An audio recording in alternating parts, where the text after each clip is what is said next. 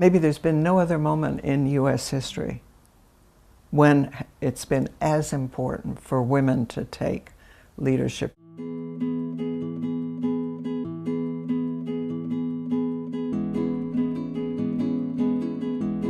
Women's leadership means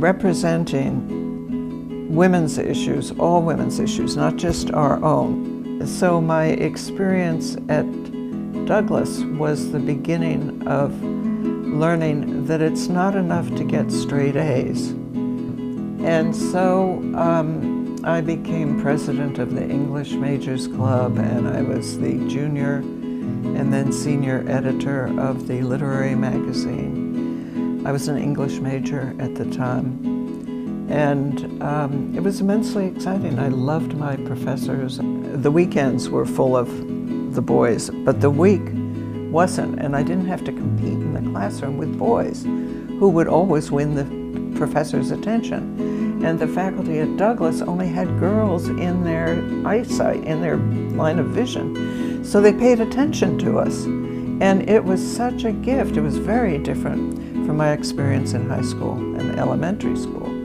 My fourth grade math teacher refused to call on the girls because we weren't as smart as the boys. I mean, can you imagine? When I was in, I think it was 7th grade, and my English teacher said, Sandra, you are going to be a great writer. And I looked at that for years. I had no idea what she meant. But it's true that writing for me is a way of thinking. I mean, I do make outlines ahead of time and so forth, but it's not until I try to get them into sentences, these ideas into sentences that can be understood by other people, that I am, I mean, that thinking is just very much a part of what I do. I started out as a philosopher of science. My training was in philosophy, and with a particular focus on on the production of knowledge, right? And it was focused in those days, as everyone focused, on modern Western thinking, not about the thinking of people in other parts of the world. I also administered women's programs, women's studies programs, for almost 20 years. First, I directed women's studies at the University of Delaware for 8 years, and then directed the Center for the Study of Women at UCLA. And then we recruited the journal Signs, Journal of Women in Culture and Society, which is the oldest and most, what should I say, most prestigious, interdisciplinary, international women's studies journal. If I go into the Ministry of Mining and Technology in Yugoslavia, there on the coffee table is there one feminist journal, right? Signs, right? So we had to think about that when we were doing, it's like an old Victorian lady with pearls and a high neck dress, right? But we had to keep that status for it while making it very up to date. And then it's a 5-year appointment we had, where did it move when it left UCLA? Douglas. And Mary Hawksworth in political science edited, and gender studies, edited it for 10 years and did a fabulous job with it. She really turned it into a much more international journal, and then it moved 2 years ago or a year ago to Northeastern University. But I've always thought of my academic work as actually also political work.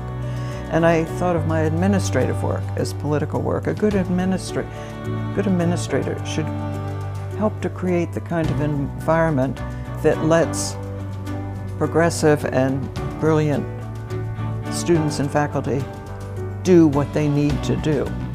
And so good administration to me is a very political act. And so founding this journal, helping to found this journal, is that kind of work.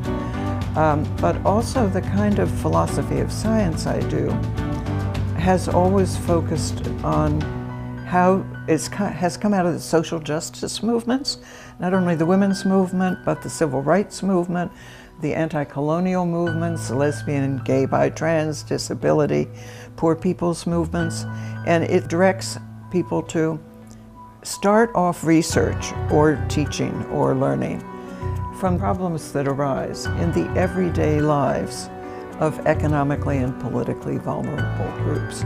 Because these social justice movements have always had scientific parts. We women needed to know, how come we have a double day of work, right? And only one is paid, and it's paid so little for the same jobs that our brothers do. How come, in the case of violence against women, it's always blamed on us?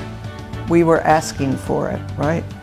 And so forth. We needed knowledge about how the world works so that we could gain greater control of our lives. And the same has been true for feminist and non-feminist, if I may say, work that has come out of the civil rights movement, out of all the other social justice movements.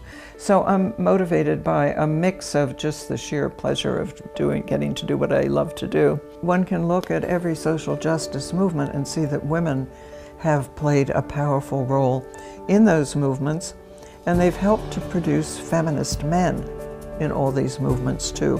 Rahm Emanuel, who's the mayor of Chicago, and he said, "One should never let a good crisis go to waste." And it's a moment when it's possible, when social relations are going to change in significant ways. We don't know how yet, but women's leadership in entering those discussions and getting those changes made that will benefit women, thoughtfully, are very important. There have been some hassles, a lot of hassles. A lot of people hate what I do. A friend of mine said, "Sandra, I finally figured out what you do.